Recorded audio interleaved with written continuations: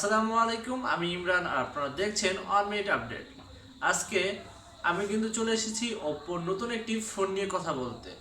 Oppo কিন্তু ঠিক 6 মাস আগে ওপ্পো এফ সিরিজের ওপ্পো F17 Pro এই ফোনটি বাজারে নিয়ে এসেছিল এবং সেই ফোনটি কিন্তু ওপ্পোর জন্য একটি সফল ফোন ছিল।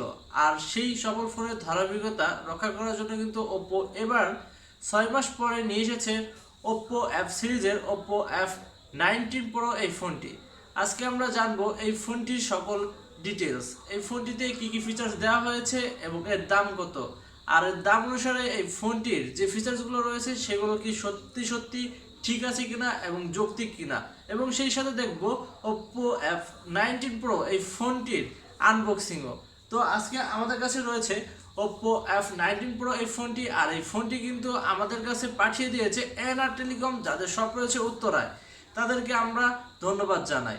শপ নং 714, 6তলা, জমজম টাওয়ার, সেক্টর 13, উত্তরা, ঢাকা 1230। তাদের শপটি কিন্তু অথরাইজ ওপ্পো এর শপ, তাই এখানে আপনারা অফিসিয়াল সকল ওপ্পো ব্র্যান্ডের মোবাইল পেয়ে যাবেন। সেই সাথে ওপ্পো যে কোনো গ্যাজেট তাদের কাছ থেকে আপনারা কিনতে পারবেন। তাদের শপের সাথে যোগাযোগ করার সকল মাধ্যম আমি আমার ডিসক্রিপশন বক্সে কিন্তু দিয়ে রেখেছি, আপনারা চাইলে সেখান থেকে কিন্তু তাদের সাথে যোগাযোগ করতে পারেন। এছাড়াও তাদের ফেসবুক পেজ রয়েছে, তারও লিঙ্ক আমার ডিসক্রিপশনে দেওয়া রয়েছে, আপনারা চাইলে সেখান থেকেও তাদের সাথে যোগাযোগ করে আপনাদের প্রয়োজনীয় পণ্যটি কিনতে পারেন।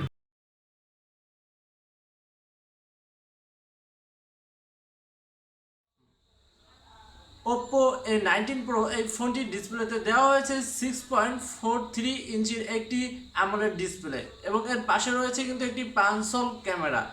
এই পাঁচল ক্যামেরাটাই কিন্তু 16 মেগাপিক্সেলের।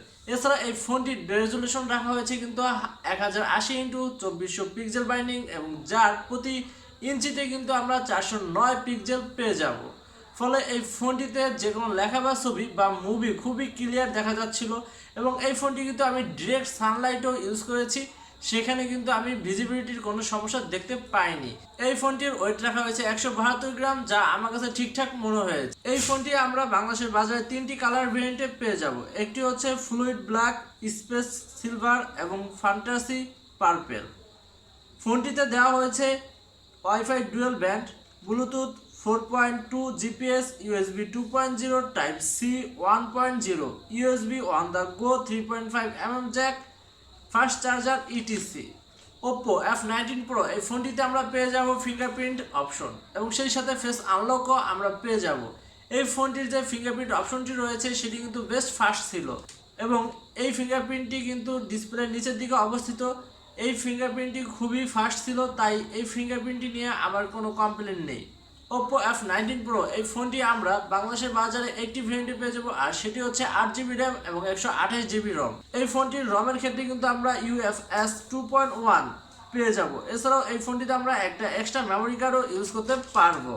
Oppo F19 Pro এই ফোনটিতে কিন্তু ইউজ করা হয়েছে অপারেটিং সিস্টেম হিসেবে Android 11, এবং তার টপে থাকবে কালার OS 11.1, যেটা কিনা ওপ্পোর একটি OS এবং যেটা খুবই কাস্টমাইজিং এবং আমার কাছে পার্সোনালি এটি ভালো লাগে। চিপসেট হিসেবে Mediatek MT6779V Helio P95 12 nanometre পেয়ে যাব। সেই সাথে CPU হিসেবে Octa-core এবং GPU হিসেবে Power VGM9446 পেয়ে যাব, যা ফোনটিকে ডে টু ডে ইউজিংয়ে ভালোই সাপোর্ট দিবে এবং গেমিংয়ের ক্ষেত্রে ও ভালো সাপোর্ট দিবে আশা করা যাচ্ছে।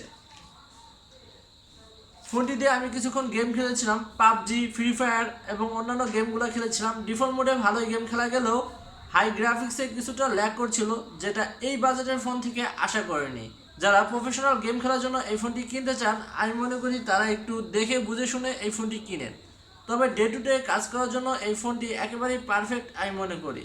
এবার কথা বলি এই Oppo F19 Pro এই ফোনটির ক্যামেরা সাইড নিয়ে। এই ফোনটির পিছনের দিকে দেওয়া হয়েছে 4টি ক্যামেরা এবং সামনের দিকে কিন্তু একটি পাঁচল ক্যামেরা দেওয়া হয়েছে। এর সামনে যে ক্যামেরাটি রয়েছে সেটি কিন্তু 16 মেগাপিক্সেলের, এবং এর পিছনে যে 4টি ক্যামেরা দেওয়া হয়েছে এর মেইন ক্যামেরাটি কিন্তু 48 মেগাপিক্সেলের ওয়াইড ক্যামেরা, দ্বিতীয়টি 8 মেগাপিক্সেলের আলট্রা ওয়াইড, তৃতীয়টি 2 মেগাপিক্সেলের মাইক্রো এবং চতুর্থটি 2 মেগাপিক্সেলের ডেপথ সেন্সর ক্যামেরা। ফোনটি দিয়ে ডে লাইটে তোলা যে কোনো ছবি ছিল ক্লিয়ার। ছবির কালারগুলো ঠিক যেমন ছিল তেমনই রাখার চেষ্টা করতেছিল, কোনো রকম আর্টিফিশিয়াল কালার প্রডিউস করার কোনো রকম প্রবণতা আমি এই Oppo F19 Pro ফোনটির ক্যামেরাতে দেখিনি। এছাড়া এই ফোনটি যেমন ডে লাইটে পারফর্ম করছিল তেমনি লো লাইটেও পারফর্ম করছিল, তবে যদি কিছু কিছু জায়গায় লাইটের অভাবের কারণে ছবিগুলো খারাপ আসছিল, সেই জায়গাটাতে নাইট মোড ইউজ করার কারণে খুবই ভালো ছবি পাওয়া যাচ্ছিল। এছাড়াও ফোনটিতে কিছু মোড ইউজ করা হয়েছে, যে মোডগুলো আমার কাছে খুবই ভালো লেগেছে, যেমন dynamic bokeh mode, night mode, AI colour effect. এছাড়াও এই ফোনটির সামনে এবং পিছনে ক্যামেরা দিয়ে 10x জুম করা যাচ্ছিল।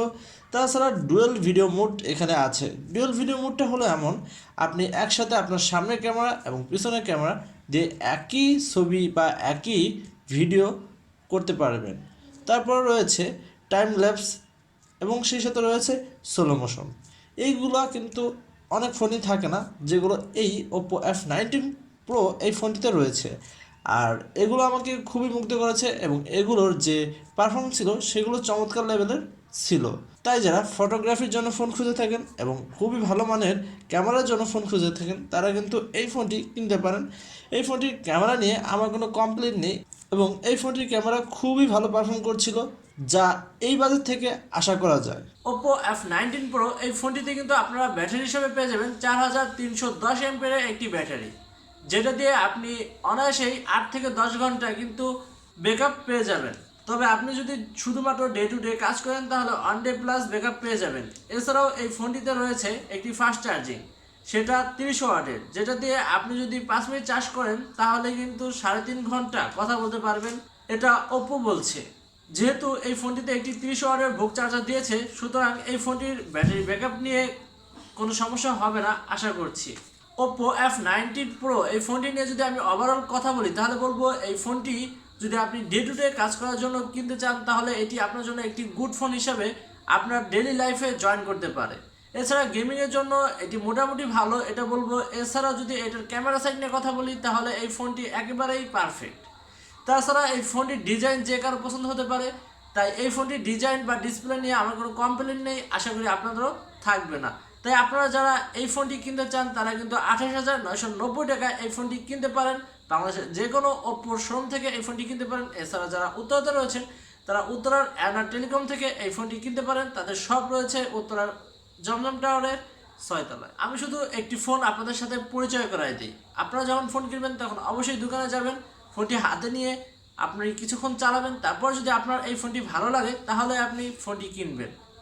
আজ এই পর্যন্তই, দেখাবো অন্য কোনো ফোনের রিভিউতে। সে পর্যন্ত ভালো থাকবেন, সুস্থ থাকবেন। আসসালামু আলাইকুম।